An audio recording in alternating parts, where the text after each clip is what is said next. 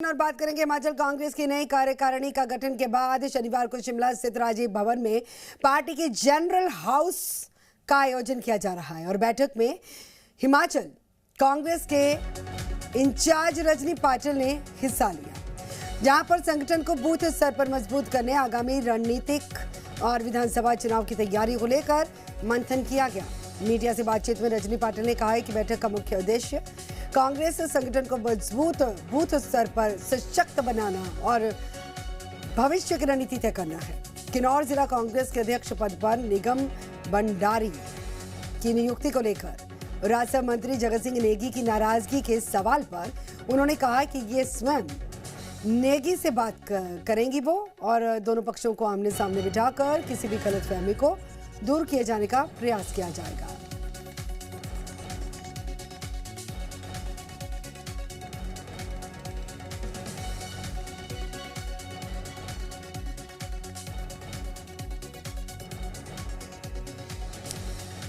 तो TV screen पर आप तस्वीरें देख सकते हैं। पार्टी को बूथ स्तर पर मजबूत किए जाने को लेकर रणनीति जो है हिमाचल कांग्रेस की तरफ से लगातार तैयार किए जाने के लिए बैठकों का दौर भी जारी है और नई कार्यकारिणी के गठन के बाद एक बार फिर से बैठक होगी। शिमला में राजीव भवन में एक बैठक का आयोजन किया जा रहा है और बैठक में हिमाचल कांग्रेस के प्रभारी रजनी पाटिल ने हिस्सा लिया और वहां पर संगठन को बूथ स्तर पर मजबूत करने, आगामी रणनीतिक और विधानसभा चुनाव की तैयारी को लेकर मंथन किया गया। किस रणनीति से हमने आगे 2027 के इलेक्शन में जाना है, क्या हमारे रणनीति रहेगी, उस पर हम गहन विचार करेंगे और एक्सपेंशन जो हमारे ब्लॉकों का, डिस्ट्रिक्ट्स का और प्रदेश का भी होना है उस पर भी हम चर्चा करेंगे। और जो ब्लॉक अध्यक्ष हमारे यहाँ आज आए हैं उनको हम ड्यूटी सौंपेंगे।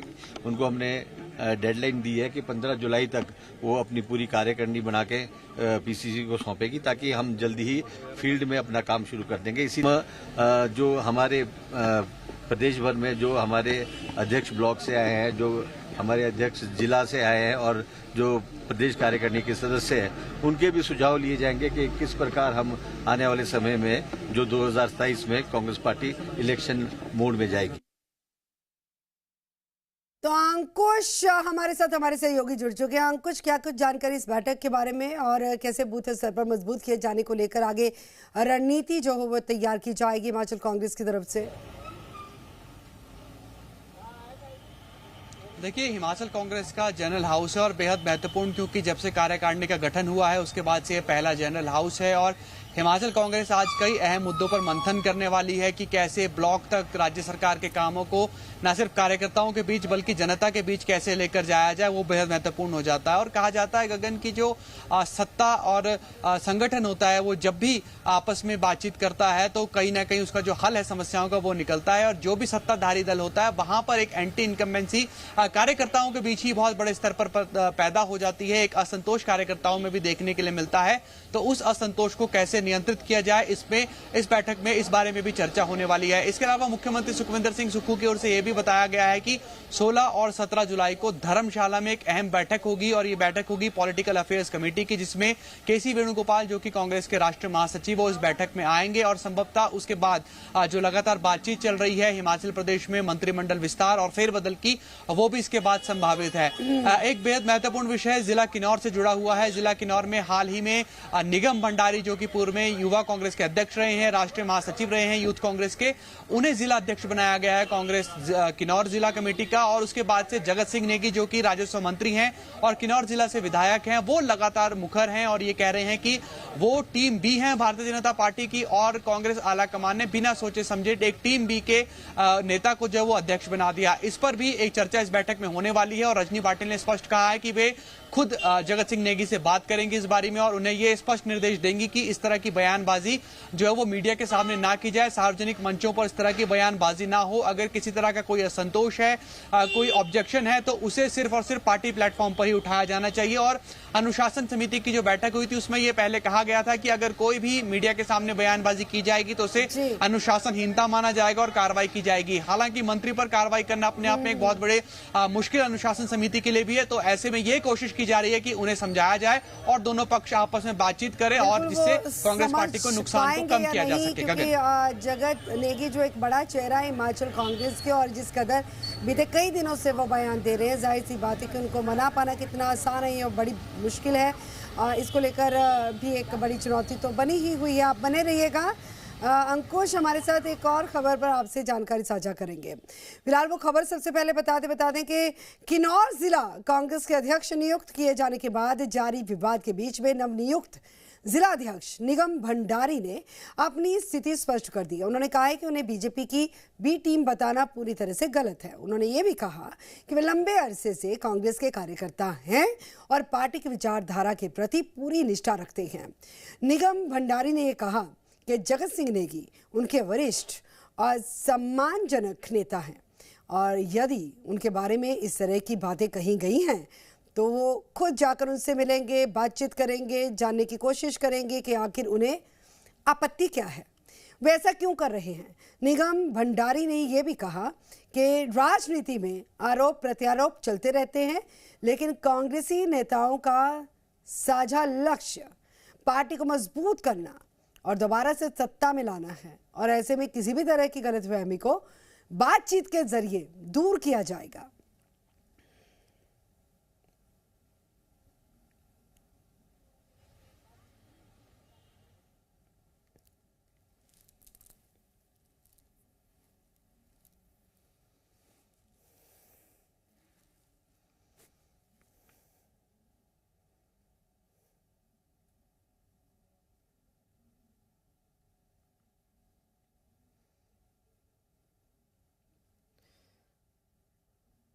तो एक बार फिर से बता दें कि किन्नौर जिला कांग्रेस के अध्यक्ष नियुक्त किए जाने के बाद जो विवाद लगातार बढ़ता जा रहा है और इसी बीच में नवनियुक्त जिला अध्यक्ष निगम भंडारी ने अपनी स्थिति को स्पष्ट किया। उन्होंने कहा उन्हें जो है बीजेपी की बी टीम बताना पूरी तरह से गलत है। उन्होंने ये भी कहा कि ये लंबे अरसे से कांग्रेस के कार्यकर्ता हैं और पार्टी की विचारधारा के प्रति पूरी निष्ठा भी रखते हैं। और निगम भंडारी ने यह भी कहा कि जगत सिंह नेगी की अगर जहां तक बात है वो वरिष्ठ नेता है, यदि उनके बारे में किसी तरह की कोई बातें कही गई हैं तो वो खुद जाकर उनसे मिलेंगे, बातचीत करेंगे, ये जानने की कोशिश करेंगे कि आखिर उन्हें आपत्ति क्या है, वैसा क्यों कह रहे हैं। और निगम भंडारी ने ये भी कहा है कि राजनीति में जो इल्ज़ाम तराशियाँ हैं तो ये दौर तो चलता रहता है, आम बात है, लेकिन कांग्रेसी नेताओं का एक जो टारगेट है वो है पार्टी को मजबूत करना। किस रणनीति से हमने चुनाव प्रणाली संगठन के माध्यम से लाया और मैं लगातार चुनकर आज तक यहां तक पहुंचा हूं और मैं इसमें विशेष तौर पर हम सबके युवा दिलों के धड़कन राहुल गांधी जी का धन्यवाद करना चाहूंगा। संगठन सृजन में मुझे भी जिला किन्नौर का उन्होंने अध्यक्ष बनाया और जहां तक बात है माननीय मंत्री जी की, मैं पहले भी मैंने प्रिंट मीडिया के माध्यम से बताया है कि मैं उनका सम्मान करता हूँ, मेरे लिए आदरणीय है और काफ़ी लंबा उनका राजनीतिक अनुभव रहा है और उनसे भी हमने बहुत कुछ सीखा है। तो मैंने पहले भी कहा कि भी वो जो कह रहे हैं मैं उनसे बात करने की कोशिश करूंगा, मिलने की कोशिश करूंगा, क्या उनकी मेरे से नाराज़गी है, मैं बैठ के बात करूंगा और हम सब ने मिलकर। तो अंकुश हमारे साथ लगातार जुड़े। अंकुश, जहां तक जगत नेगी की अगर बात है, हम पहले भी बात कर चुके हैं कि सार्वजनिक मंचों पर लगातार जिस तरह के उनके बयान सामने आए उसके बाद उनकी नाराज़गी जो है वो जग जाहिर हो चुकी है। जहां पर एक तरफ रजनी पाटिल की तरफ से ये कहा गया है कि उनसे बातचीत करेंगी और निगम भंडारी की तरफ से भी कहा गया कि बातचीत करेंगे, मनाने की कोशिश की जाएगी कि आखिर उनके मन में है क्या। लेकिन बड़ा सवाल है कि जगत नेगी क्या मानेंगे। निश्चित तौर पर देखिए, परेशानी ये आज की नहीं है। थोड़ा सा मैं आपको इतिहास में ले जाना चाहूंगा। जब साल 2022 में कांग्रेस पार्टी टिकट का आवंटन कर रही थी, उस समय नेगी निगम भंडारी और जगत नेगी, ये दो वो नाम थे जो किन्नौर से टिकट के लिए लड़ाई लड़ रहे थे और जगत सिंह नेगी का नाम लगभग अंतिम सूची में कांग्रेस पार्टी जो है वो फाइनल कर पाई थी, क्योंकि जगत सिंह नेगी भी बड़ा नाम है और नेगी निगम भंडारी जो है वो हिमाचल यूथ कांग्रेस के अध्यक्ष रह चुके हैं, राहुल गांधी के करीबी माने जाते हैं और इतना ही मुख्यमंत्री सुखविंदर सिंह सुक्खू के भी वो बेहद करीबी माने जाते हैं। तो ऐसे में जो दोनों नेता नेताओं के बीच में टसर है वो निश्चित तौर पर टिकट को लेकर है। 2027 के चुनाव में नेगी निगम भंडारी भी किन्नौर से ही टिकट चाहते हैं और जगत नेगी वहां से सिटिंग एमएलए हैं, तो निश्चित तौर पर दोनों के बीच खींचतान होना तो तय है। जगत सिंह नेगी ये कह रहे हैं कि जो ब्लॉक के अध्यक्ष है वो तो कांग्रेस पार्टी से संबंधित है, लेकिन निगम भंडारी भारतीय जनता पार्टी का साथ देते हैं। उन्होंने विधानसभा चुनाव में, पंचायत चुनाव में सीधे तौर पर भाजपा का साथ दिया है। ऐसे में आला कमान ने गलत तरीके से उन्हें अध्यक्ष बनाया है, यानी कि जगत सिंह नेगी जो पूरा संगठन सृजन अभियान है उसी पर सवाल खड़े कर रहे हैं। उन्होंने ये भी कहा था कि पार्टी को ये पूछकर बनाया जाना चाहिए, नेताओं से, कार्यकर्ताओं से भी ये राय ली जानी चाहिए। दिल्ली जाकर वो पैराशूट कैंडिडेट की तरह जिला कांग्रेस अध्यक्ष बनकर आ गए हैं। तो ऐसे में निश्चित तौर पर अभी जो जगत सिंह नेगी की बयानबाजी है उससे तो ऐसा लगता है कि वो बड़े स्तर पर नाराज हैं और बीते लगभग एक हफ्ते से लगातार किन्नौर का प्रवास कर रहे हैं। आने वाले दिनों में भी उनका किन्नौर का प्रवास है, वो फिलहाल मानेंगे ऐसा मुश्किल लगता है। और एक और बात मैं यहां पर बताना चाहूंगा दर्शकों को कि जो जगत सिंह नेगी हैं वो भी बेहद करीबी माने जाते हैं मुख्यमंत्री सुखविंदर सिंह सुक्खू के। तो ऐसे में मुख्यमंत्री पर यह दारोमदार होगा कि वो आखिर किसका साथ देते हैं और किसे मनाकर जो है वो शांत करवाने की कोशिश करते हैं। गगन, बिल्कुल उसी चीज़ का इंतजार रहेगा कि वो मसला ये अभी शांत हो पाएगा या फिर जगत नेगी एक बड़ी चुनौती बनकर उभर के सामने आ सकते हैं और इसका खामियाजा जो है आने वाले चुनाव पर पड़ सकता है पार्टी पर। बहुत शुक्रिया फिलहाल तक की जानकारी के लिए।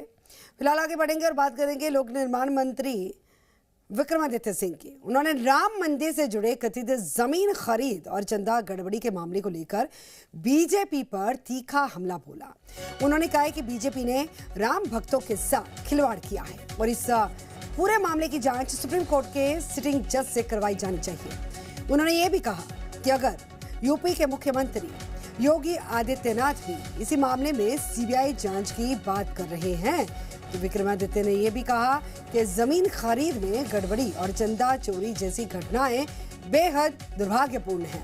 उन्होंने इल्जाम लगाया कि बीजेपी ने भगवान श्री राम के नाम पर राजनीति की और उन्हें भी नहीं बख्शा।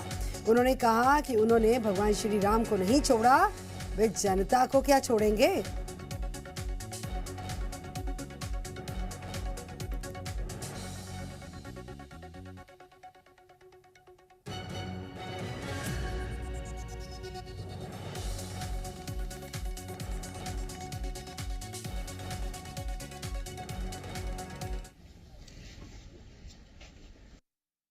जिस तरीके से राम मंदिर, जो मैं समझता हूं कि भाजपा जिन्होंने पूरे देश में सबसे ज्यादा राजनीति अगर किसी पे करी तो वो राम मंदिर के नाम पे ही करी। और आज जिस तरीके के घोटाले राम मंदिर के जो है मैनेजमेंट में निकल कर आ रहे हैं, चाहे वो डोनेशन के हेराफेरी की बात हो, इसमें अभी तक 4 लोगों को अरेस्ट कर दिया गया है।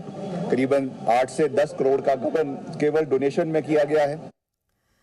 अब बात करेंगे हिमाचल में सरकारी कर्मचारियों को महंगाई भत्ता यानी कि डीए की कम से कम एक किश्त मिलने की चर्चाओं के बीच में मुख्यमंत्री सुखविंदर सिंह सुक्खू के नेतृत्व वाली कांग्रेस सरकार ने 700 करोड़ रुपए का कर्ज लेने की अधिसूचना जारी कर दी है। यह कर्ज 13 साल की अवधि के लिए लिया जा रहा है। वित्त विभाग के प्रधान सचिव देवेश कुमार की तरफ से जारी अधिसूचना के अनुसार इस ऋण के लिए केंद्र सरकार से भी मंजूरी हासिल हो चुकी है और इससे पहले जून महीने में भी राज्य सरकार ने 700 करोड़ रुपए का कर्ज लिया था। इस राशि को किस्तों में लिया गया था और जिसमें पहली किस्त 400 करोड़ रुपए और दूसरी 300 करोड़ रुपए अदा की गई थी। पिछला कर्ज 24 जून को राज्य सरकार के खाते में आए थे। अब जुलाई महीने में एक बार फिर से 700 करोड़ रुपए का नया ऋण एक मुश्त लिया जा रहा है।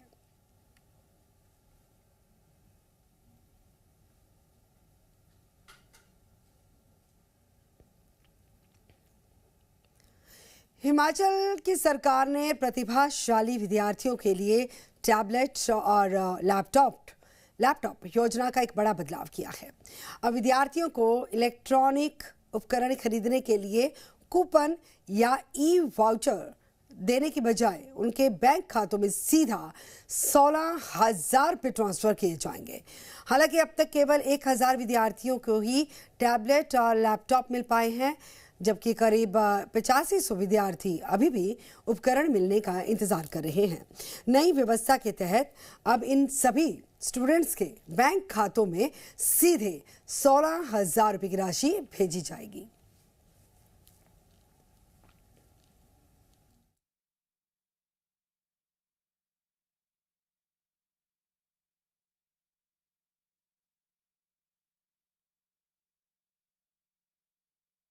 बेनिफिट ट्रांसफर की भी हमने जैसे स्मार्ट टेस्टिस की बात, उसमें जो हमारे को पैसा मिलता है वो हमने डायरेक्ट बेनिफिट स्कीम के तहत उन बच्चों के नाम किया, और इसमें भी हमने वाउचर्स का एक प्रावधान रखा था ताकि इसमें कोई बीच की ऐसी बात ना हो, डायरेक्ट बच्चा जो भी लेना चाहता है स्वयं ले।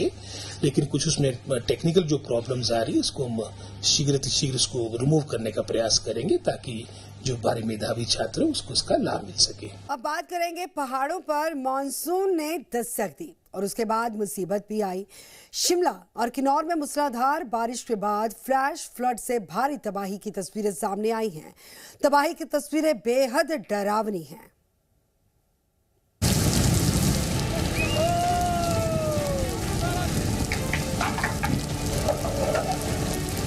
जुलाई आई, पहाड़ों पर तबाही, मॉनसून की दस्तक, पहाड़ों पर जलजला।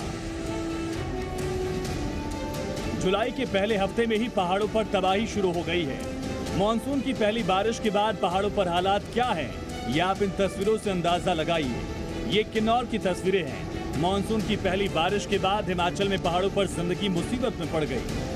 कजा शिमला हाईवे पर भारी लैंडस्लाइड हुआ। हाईवे पर आए मलबे के बाद कई वाहन फंसे नजर आए। गाड़ियों के ऊपर मलबा देखा जा सकता है। पूरा पहाड़ ही दरक कर सड़क पर आ गया। सड़कें पूरी तरह ब्लॉक हो चुकी हैं।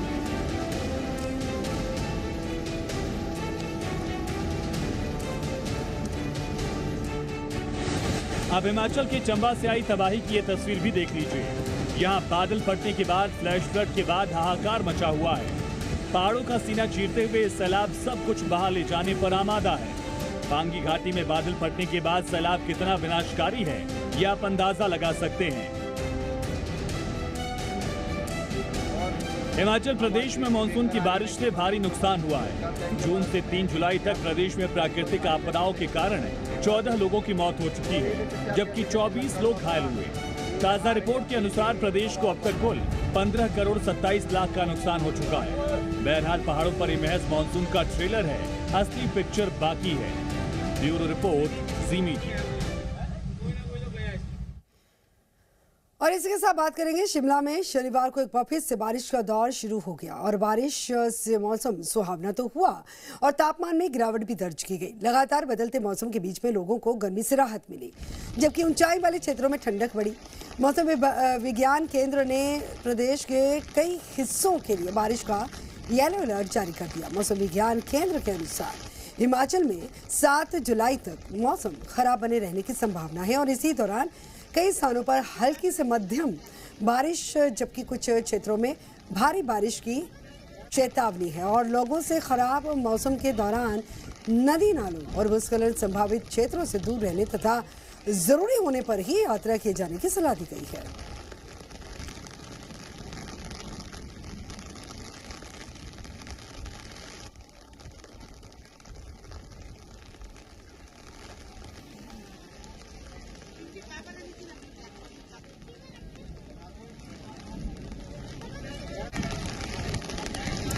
तो टीवी स्क्रीन पर आप तस्वीरें देख सकते हैं। शिमला से तस्वीरें हैं जहां पर छाते लेकर निकले हैं लोग और हालांकि बारिश से तापमान में गिरावट तो जरूर दर्ज की गई है और सैलानियों के लिए बेहद सुहावना मौसम है और इसका आनंद लेते हुए नजर आए हैं। लेकिन जो सारे लोग हैं, हालांकि ठंडक का एहसास उन्हें भी है, लेकिन कई बार जो रोज़मर्रा के कामकाज के लिए लोग बाहर निकलते हैं उनके लिए मुश्किलें ज़रूर सामने आई हैं। बरसात के चलते नदी नालों में बढ़ते जल स्तर की वजह से परेशानी और ज़्यादा बढ़ी है।